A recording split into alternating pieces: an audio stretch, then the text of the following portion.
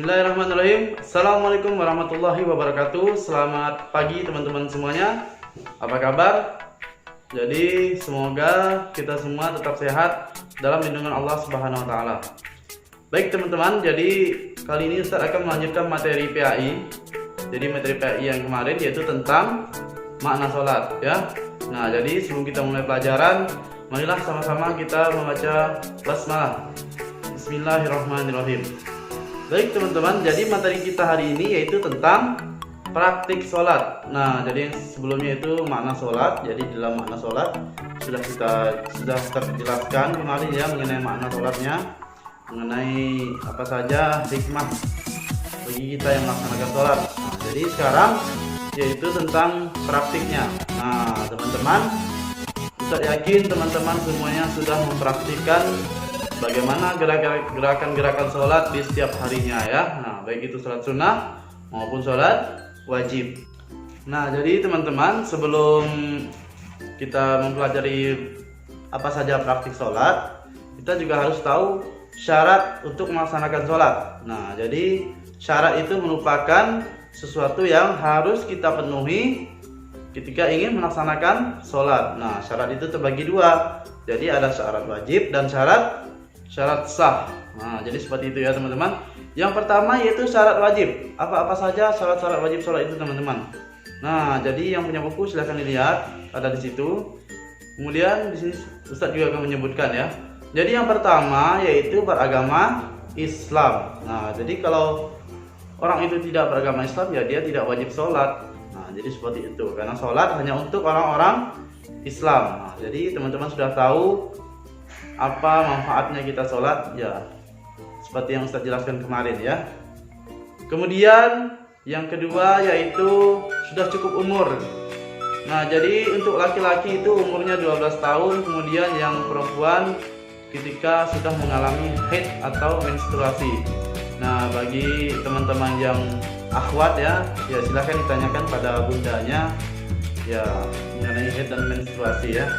Kemudian untuk yang laki-laki ya, meskipun sekarang teman-teman semuanya belum cukup umur ya, tapi sebenarnya juga teman-teman sudah harus sholat. Kenapa? Karena Nabi itu sudah menganjurkan kita untuk melaksanakan sholat, sudah harus ditegaskan yaitu dari umur 7 tahun. Nah, jadi umur 7 tahun itu sekitar kelas 1 SD ya. Sekarang teman-teman sudah kelas 3, jadi teman-teman juga harus sholat. Nah, jadi seperti itu. Kemudian yang selanjutnya yaitu berakal. Berakal yang dimaksud yaitu kita tidak gila ya. Jadi kalau orang gila itu dia tidak tahu mengenai sholat. Nah, tapi alhamdulillah kita yang berakal ini jadi kita harus melaksanakan sholat. Nah, teman-teman, yang keempat yaitu suci dari haid dan nifas bagi muslimah atau bagi akhwatnya. Kemudian yang terakhir yaitu dalam keadaan sadar atau tidak mabuk. Nah, ini teman-teman, kenapa yang namanya khamar atau arak atau dan segala macamnya minuman-minum keras itu diharamkan? Karena orang-orang yang berada dalam keadaan mabuk itu tidak boleh sholatnya tidak sah. Nah, jadi seperti itu. Nah, makanya kita harus menjaga diri kita ya teman-teman. Baik teman-teman, yaitu yang selanjutnya yaitu mengenai syarat sah sholat. Nah, jadi syarat sah sholat teman-teman, ketika kita tidak memenuhi syarat sah sholat ini maka sholat kita juga tidak sah. Jadi apa saja itu teman-teman? Nah, yang pertama yaitu suci dari hadas dan najis. Nah, teman-teman sudah tahu ya apa saja hadas dan najis itu ya, seperti kotoran, air kencing, dan yang kotor-kotor lainnya ya. Maksudnya yang kotor-kotor itu seperti kotoran-kotoran, baik itu kotoran hewan, kotoran manusia ya, jadi seperti itu. Jadi ketika kita misalnya kita terinjak atau terkena, misalnya terkena air kencing, terkena kotoran, misalnya kotoran ayam, jadi kita harus mencucinya dulu. Maka setelah kita cuci baru kita berwudu. Nah, jadi kalau orang yang tidak berwudu, sholatnya tidak sah ya teman-teman.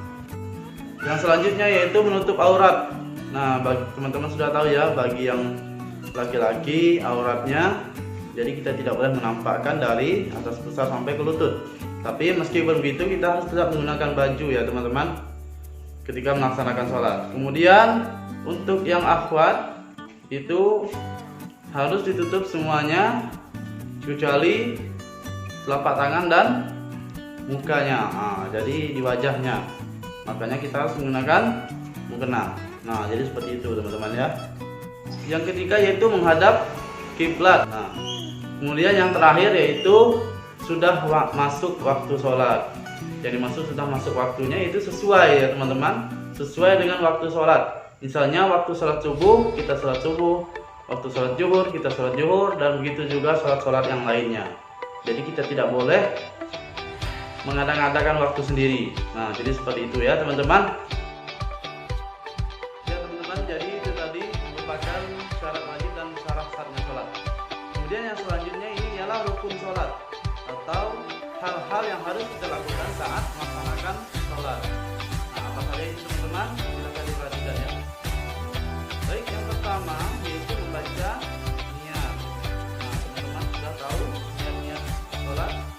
Misalnya niat sholat zuhur, sholat subuh, misalnya contohnya sholat subuh kan, sholat subuh, atau ini makmuman, takbiran berarti mulai ke awal. Jadi sebagai makmum menghadap kiblat karena Allah Ta'ala. Nah, jadi seperti itu. Kemudian yang kedua yaitu berdiri bagi yang mampu. Nah teman-teman, jadi semoga kita semua tetap diberikan kesehatan, tetap diberikan kemampuan agar bisa melaksanakan sholat dengan sempurna.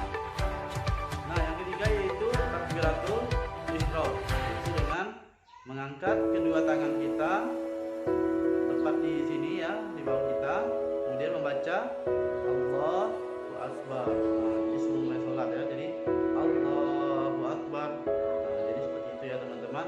Kemudian teman-teman, setelah kita takbiratul ihram, silakan membaca doa iftitah ya.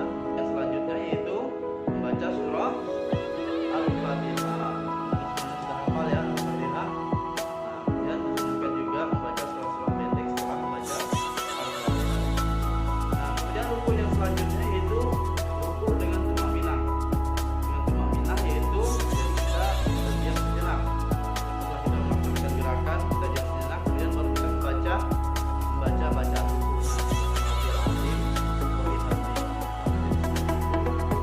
Setelah ruku kita berdiri, yaitu dinamakan dengan i'tidal. Nah, i'tidal itu berdiri setelah ruku sama dengan tumakninah. Ya biasa kita lakukan gitu, membaca bacaan. Kemudian setelah i'tidal yaitu sujud. Nah, juga sama dengan tumakninah. Ya, artinya kalau tumakninah ini teman-teman tidak boleh sujud. Kemudian ada duduk di antara dua sujud. Nah, duduk di antara sujud juga sama. Kemudian ada sujud lagi, sujud tasyahud. Kemudian kita membaca doa tasyahud, yaitu setelah doa tasyahud yaitu bersalawat. Semua itu ada di tahiyat akhir. Setelah itu baru kita mengucapkan salam. Kanan kiri, dan yang terakhir yaitu tertib. Jadi kita melaksanakannya dengan tertib, tidak berbolak-balik, sesuai dengan urutan rukun sholat. Nah baik, jadi seperti itu ya teman-teman. Jadi itu tadi, silahkan teman-teman ingat ya, ditonton, kalau bisa diulang lagi nontonnya. Nah kemudian sekarang tugasnya teman-teman silahkan praktikan sholatnya, kemudian baca keras-keras ya, sholat duha saja ya. Nah sholat duha, jadi setelah teman-teman nonton video ini, Ustaz minta teman-teman mempraktikkan sholat duha, kemudian divideokan dan dikirim ke Ustaz. Nah jadi seperti itu, bacaannya dibaca keras-keras sesuai dengan rukun-rukun sholat tadi ya, ditambah juga dengan sunnah-sunnahnya ya, seperti biasa ya, misalnya doa iftitah, kemudian surah-surah pendek. Nah jadi seperti itu, yang merupakan sunnah-sunnah sholat. Nah jadi mungkin cukup sampai di sini pembelajaran PAI kita. Nanti kita akan lanjutkan lagi untuk materi yang selanjutnya. Silahkan teman-teman praktekkan seperti yang Ustaz sampaikan tadi. Kita tunggu videonya. Terima kasih. Kita tutup dengan mengucapkan hamdalah. Alhamdulillahirabbil alamin. Assalamualaikum warahmatullahi wabarakatuh.